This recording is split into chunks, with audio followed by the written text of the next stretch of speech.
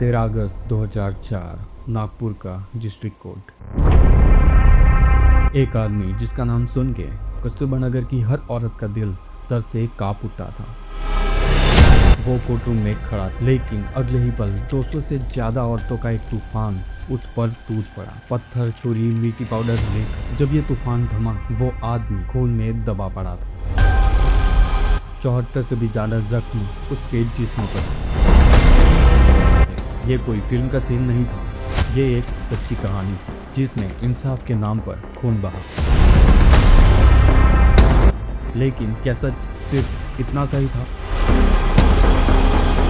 कस्तूरबा नगर नागपुर की एक ऐसी बस्ती जहां रोशनी भी दर के साथ कदम रखती थी। यहाँ की गलियों में एक ही नाम का खौफ था, अक्कू यादव। एक आदमी जो दूध बेचने वाले परिवार से था, लेकिन उसने अपने हाथों एक क्रिमिनल एम्पायर खड़ा कर दिया था। रेप, मर्डर, एक्सटॉर्शन, ये सब उसके लिए एक खेल था और पुलिस उसके मुट्ठी में थी। लेकिन इस कहानी का दूसरा चेहरा भी था, उषा नारायण, एक औरत जिसने अक्कू यादव के खिलाफ आवाज उठाई और शायद उसके अंत का आगाज किया था। जब 2004 में औरतों ने अपने हाथों से इंसाफ लिया, तब पूरा देश दंग रह गया था। लेकिन ये कहानी इससे कहीं ज्यादा गहरी है। आओ चले उस अंधेरे में जहां सच छुपा हुआ है। भरत कालीचरण यादव यानी अक्कू यादव, उसका जन्म एक नॉर्मल परिवार में हुआ था। उसके पिता दूध बेचकर घर चलाते थे, लेकिन अक्कू के मन में कुछ और ही चल रहा था। 1980 के दशक में जब वो बड़ा हुआ, तब उसने छोटी मोटी चोरी करना शुरू कर दिया। लोग कहते हैं कि वो हमेशा से अपनी ताकत दिखाना चाहता था। 1991 में जब वो पहली बार एक गैंग रेप केस में अरेस्ट हुआ, तब कस्तूरबा नगर के लोगों ने उसका असली रूप देखा। अक्कू ने कस्तूरबा नगर के दलित समुदाय को अपना निशाना बनाया। घरों में घुसना, पैसे लूटना और ना मानने पर उन औरतों को अपनी हवस का शिकार बनाना, यह उसका रोज का काम था। लेकिन एक घटना ने सबको हिला के रख दिया। 1995 में रेखा नाम की एक औरत ने उसके खिलाफ शिकायत दर्ज की, लेकिन अगले ही दिन उसका घर जला दिया गया। रेखा का परिवार बस्ती छोड़कर भाग गया। लोग कहते हैं कि उस रात अक्कू यादव वही था, हंसता हुआ। इसी बस्ती में रहती थी उषा नारायण, एक पढ़ी लिखी हिम्मत वाली औरत। उषा एक सोशल वर्कर थी जो बस्ती के बच्चों को पढ़ाती थी। वो चाहती थी कि कस्तूरबा नगर के लोग अपने हक के लिए लड़े, लेकिन अक्कू के लिए उषा एक खतरा थी। जब 1999 में उषा ने अक्कू यादव के खिलाफ एक मोर्चा निकाला, अक्कू ने उषा के घर पर हमला कर दिया। उषा वहां से भाग निकली, लेकिन उसकी छोटी बहन सुनीता उस रात वही थी। सुनीता ने बाद में बताया कि वो आदमी शैतान था, उसने मेरी जिंदगी छीन ली। उषा का दिल टूट गया। उसने ठान लिया कि वो अक्कू को किसी भी हालत में रोक के रहेगी। अक्कू का जुल्म बढ़ता गया। 40 से ज्यादा रेप केसेस, 3 मर्डर्स, घर घर हफ्ता वसूली। एक बार उसने एक आदमी मोहन को इसलिए मार दिया क्योंकि उसने हफ्ता देने के लिए मना किया था। मोहन की बीवी ने चिल्लाया, अक्कू तुम किसी को नहीं छोड़ोगे, लेकिन अक्कू बस हंसता रहा।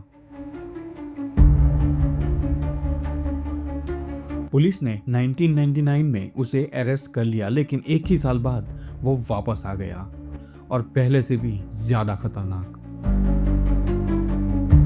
लोग कहते थे कि अक्कू यादव का डर इतना ज्यादा था कि कोई भी उसके खिलाफ गवाही देने के लिए तैयार ही नहीं था। फिर 2004 में पुलिस ने उसे किसी छोटे केस के लिए अरेस्ट किया। लोगों को लगा कि शायद अब इंसाफ मिलेगा, लेकिन कुछ लोगों का कहना था कि ये सब एक खेल था। एक दूसरी गैंग जो उसकी जगह लेना चाहती थी, वो अक्कू को मारने का प्लान बना रही थी, इसीलिए वो शायद जेल चला गया था। क्या यही सच था? एक और बात ने सबको हैरान किया। अक्कू के कुछ पुराने दोस्त कहते थे कि वो इतना बुरा नहीं था, वो बस अपनी ताकत दिखाता था। लेकिन जब पुलिस रिकॉर्ड्स खुले, तब एक अलग ही तस्वीर सामने आई। अक्कू के खिलाफ 26 केसेस थे, रेप, मर्डर, रॉबरी, एक्सटॉर्शन। फिर भी वो कैसे इतने सालों तक आजाद घूमता रहा? क्या पुलिस के अलावा कोई और भी उसका साथ दे रहा था? एक और अफवाह थी कि एक बड़ा पॉलिटिशियन अक्कू के साथ था, लेकिन कौन और क्यों?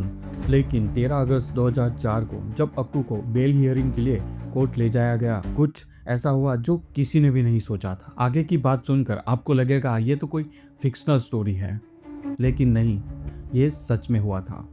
कोर्ट के बाहर 200 से 500 औरतों का झुंड इकट्ठा हो गया और उनके हाथों में था पत्थर, छुरी, मिर्ची पाउडर। ये कोई छोटी भीड़ नहीं थी, ये एक तूफान था। उन सभी औरतों ने उस पर हमला कर दिया और सुनने में ये आता है कि उन औरतों ने उसका प्राइवेट पार्ट भी काट दिया था।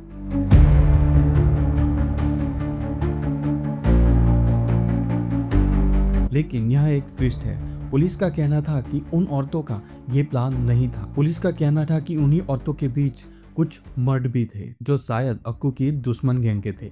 एक आई विटनेस ने कहा, मैंने एक आदमी को देखा था, उसने टोपी पहनी हुई थी एंड वो भीड़ को उकसा रहा था। या पुलिस अपनी नाकामी छुपाने के लिए झूठ बोल रही थी। कोर्टरूम का दरवाजा टूट गया, लोग चिल्लाए, अक्कू को मार दो, और एक ही पल में सब कुछ बदल गया। उन औरतों ने अक्कू पर हमला कर दिया। पत्थर, छुरी, चाकू, मिर्ची पाउडर, हर चीज हथियार बन चुकी थी। एक औरत चिल्लाई, इसने मेरी बेटी को छीना है। दूसरी औरत ने कहा, इसने मेरा घर उजाड़ दिया है। एक तीसरी औरत, शायद उषा, आगे बढ़ी और चिल्लाई, अब बस, आज इसका अंत है।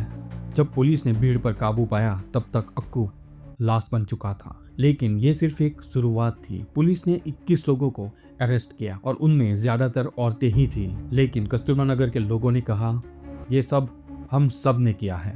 हर घर से एक औरत थी। ये सुनकर पूरा देश दंग रह गया। क्या ये सच में इंसाफ था या एक खूनी बदला? उन औरतों के चेहरों पर ना डर था ना पछतावा। उन्होंने कहा, हमें अपनी आज़ादी चाहिए। उन्हीं में से एक औरत, उषा नारायण। उषा नारायण का नाम हर जुबान पर था। लोग कहते हैं कि वो भीड़ के पीछे की शायद प्लान बनाने वाली। लेकिन उषा ने कहा कि मैं अकेली क्या कर सकती थी, ये सब बस्ती का गुस्सा था। लेकिन एक सवाल अभी भी सबके मन में था कि इतनी बड़ी भीड़ आखिर इकट्ठा हुई कैसे? कौन था इसके पीछे? क्या ये सब उसका एक मास्टर प्लान था या कुछ और? जब 2014 में अक्कू यादव केस का फैसला आया तब सब हैरान रह गए। कोर्ट ने सभी एक्यूज को बरी कर दिया। आई विटनेस के बयान एक जैसे नहीं थे एंड पुलिस ने क्राइम सीन से कुछ भी सीज नहीं किया था। लेकिन सबसे बड़ा झटका ऑटोप्सी रिपोर्ट में था। अक्कू के खून में अल्कोहल था। मतलब जब वो पुलिस स्टेशन में था तब उसे शराब पिलाई गई थी। यह आखिर कैसे मुमकिन था? पुलिस स्टेशन के अंदर एक क्रिमिनल को शराब पिलाई जाती है। यहाँ फाइनल ट्विस्ट ये था कि पुलिस और अक्कू के बीच एक गहरा कनेक्शन था। एक रिटायर्ड पुलिस ऑफिसर ने नाम ना बताने की शर्त पे कहा, हमने अक्कू को छोड़ने का प्लान बनाया था। अक्कू की बेल फिक्स हो चुकी थी। क्या ये सच था? पुलिस अक्कू को बचाना चाहती थी या फिर ये एक साजिश थी जिसमें उन औरतों का सिर्फ यूज किया गया था? उषा नारायण बाद के सालों में वो एक पॉलिटिशियन बनी। क्या उसने अपनी ताकत के लिए अक्कू के खिलाफ ये सब किया? सच अभी भी अंधेरे में है। उषा नारायण ने एक शैतान के खिलाफ जंग का आगाज किया। लेकिन सवाल ये था कि इंसाफ के लिए खून बहाना जरूरी था या फिर कोई सुनता ही नहीं तब चुप रहना भी एक जुर्म है? थिंक अबाउट इट, क्योंकि कहानी अभी भी शायद खत्म नहीं हुई है। तो दोस्तों, ये थी अक्कू यादव की कहानी। If you like this video, don't forget to show some love by hitting the like and subscribe button. Until next time.